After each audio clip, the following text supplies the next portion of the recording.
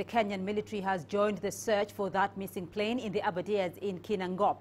That's where authorities picked up a signal from a mobile phone believed to belong to someone on board that plane. 7 helicopters and various search teams have been dispatched to the area. A command center has also been set up at Njambini town. The missing plane took off from Kitale in western Kenya on Tuesday afternoon at 5 p.m. It was heading for the Jomo Kenyatta International Airport in Nairobi, a 20-minute flight from the city. Aberdare is a thick forest area which is likely to hamper search operations.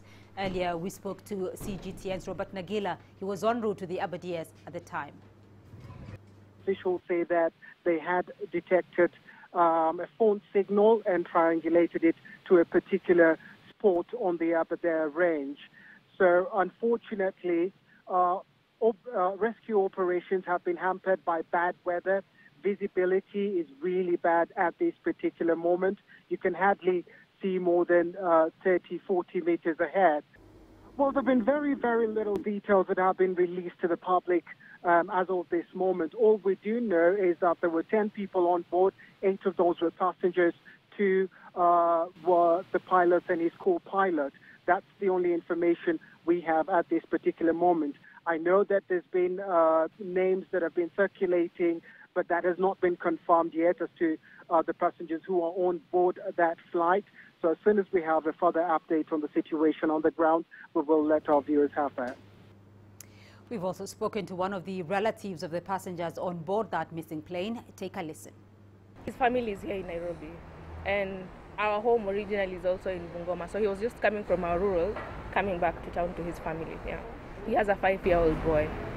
I spoke to my brother yesterday in the morning, before he left home. But then he left for Nairobi at around 4, I believe. He was okay. He's a jovial guy, very calm. We are hopeful they actually get him, and then they'll get him when he's still alive. That is our hope. Well, Robert Nagila is joining me now in studio for more on what he witnessed during today's search efforts. Robert, we understand that the search has been called off today. You were there in the Aberdares during that search and rescue mission. What do we know about exactly what happened? What do we know about those who are involved? And what kind of difficulties did you encounter? Well, Beatrice, from what we understand from authorities, this particular plane, the Cessna, took off at about 4:15 from Kitale, which is a town in western Kenya. That's normally a farming region. And authorities in Nairobi say that at about 5 p.m., which is about maybe 45 minutes later, they lost contact with the plane. Now, they believe that at the point they lost contact, that the plane was over the Aberdares, that forest region in central Kenya. And that's where they're focusing their search. Now, unfortunately, as we witnessed today, the weather is so terrible in that particular area. It's been foggy, misty. At one point, you could not even see 10 meters ahead. That's how bad visibility was. So no choppers were able to take off. We did see a couple of choppers take off in the afternoon, but were back after a few minutes because visibility was still very bad. Cloud cover was very low as well. So that was then called off at about 5 p.m. Until tomorrow morning when they'll resume. However, the authorities appear to be very well organized. They've got about 7 choppers on the ground. They've also got other assets they say will complement the air assets as well. So they appear very ready, and they say that they believe they'll be able to locate the wreckage of this plane once the weather clears. Well, the authorities were saying that they were tracking this or locating the exact area where the plane came down through a mobile phone belonging to one of the victims on the plane crash. Is this likely that there are survivors on board? Well, I spoke to the county commissioner early this evening, and he says that they're still very, very hopeful that there could still be people alive. So at this particular moment, this particular effort continues to be a search and rescue. And they say that this will continue for the next couple of days before it then becomes a search and recovery if they've not found anyone alive by week's end.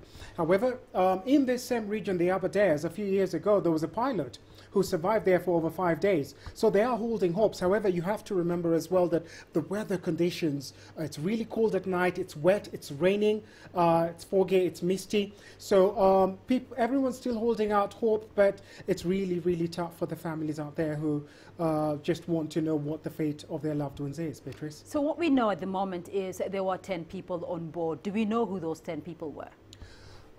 Well, from what we understand, 8 of them were passengers. 2 of them were pilots, all female as well. Kenya has made quite some strides over the last few years with quite a few women now becoming pilots. So it's no surprise that 2 of them were female.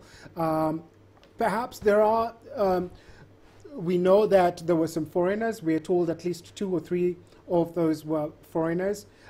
Some wealthy businessmen, with prominent wealthy businessmen within the manifest as well. As the rest, we're really not clear on them, but we know that there were 8 passengers, 2 crew members on board that fateful plane. All right, Robert Nagila keeping tabs on that fateful Kenyan plane for us. Thank you.